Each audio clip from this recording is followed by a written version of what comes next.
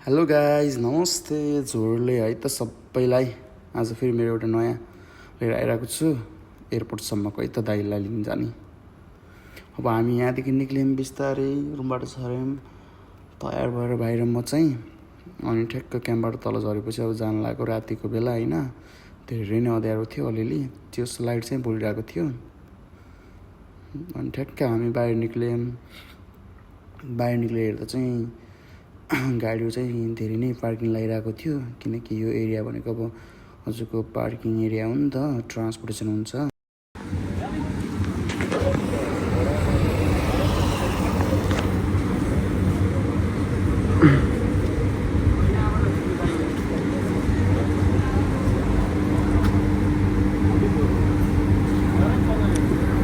आयो डॉक्टर क्या हाल है जनाब और कैसे वीडियो बना रहा हूँ मसाइज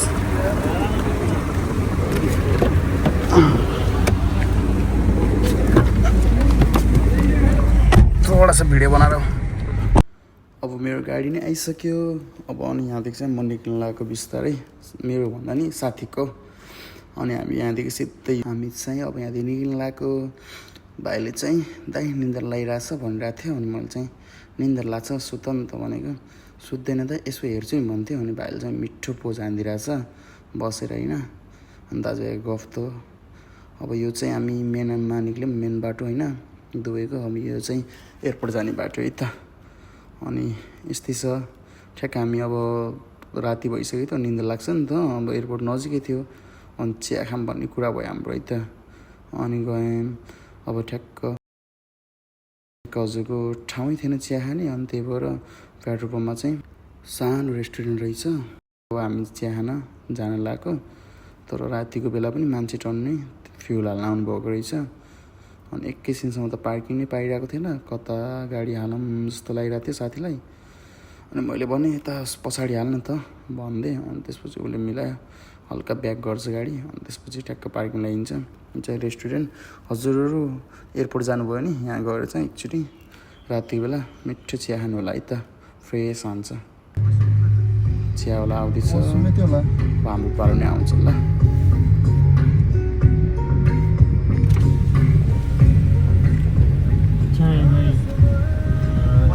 तीन चाय और कुछ है खाने के लिए भाई इधर वॉशरूम किधर है वॉशरूम वॉशरूम बैक साइड यो चाहिँ भयो हाम्रो चिया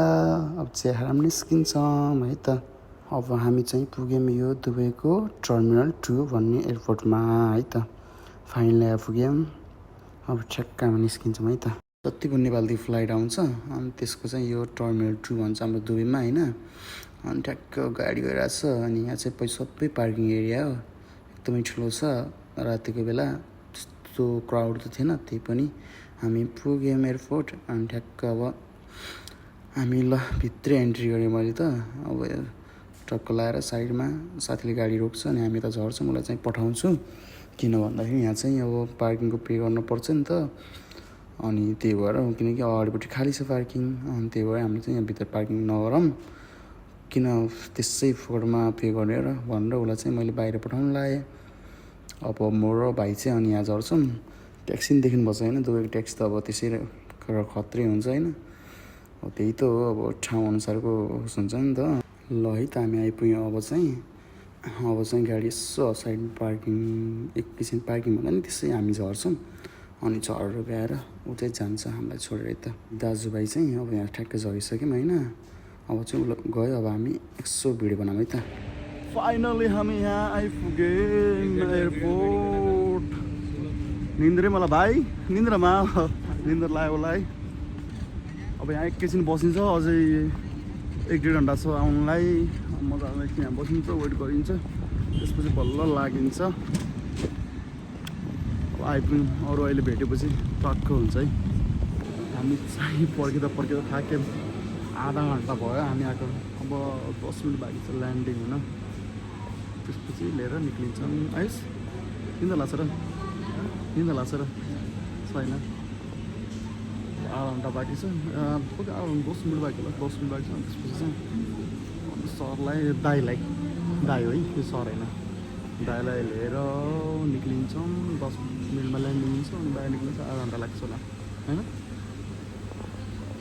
अब अहिले एकछिनमा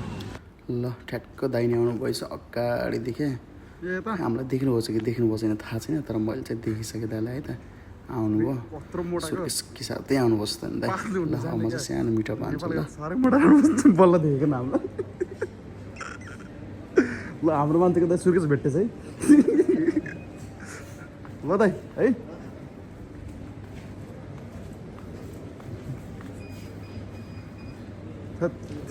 साह्रै टाइम लाउनु भयो त आउन किरण चुँदै किरण 6 महिना डेटिङ गाह्रो बस्नु तर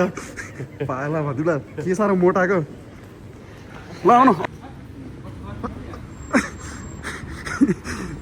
गर्मी झर्की दाइ हाम्रो खलासी त कहाँ भन्नु खै यति हुनुहुन्थ्यो अघि त ए ड्राइभर क्या यहाँ अलिक उस छ त्यो एकछिन बसौँ विनोद बिचरा हाम्रोतिर आउनै मिल्न भोलि आउँछ भोलि रुममै आउनु काम रहेछ सानो त्यही भएर अब दाइ पनि आउनुभयो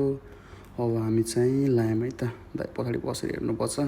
दाइले चाहिँ के बनाएको दाइ गर्दैछ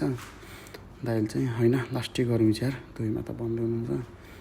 अनि हामी यसो लायौँ यो चाहिँ बाटो हो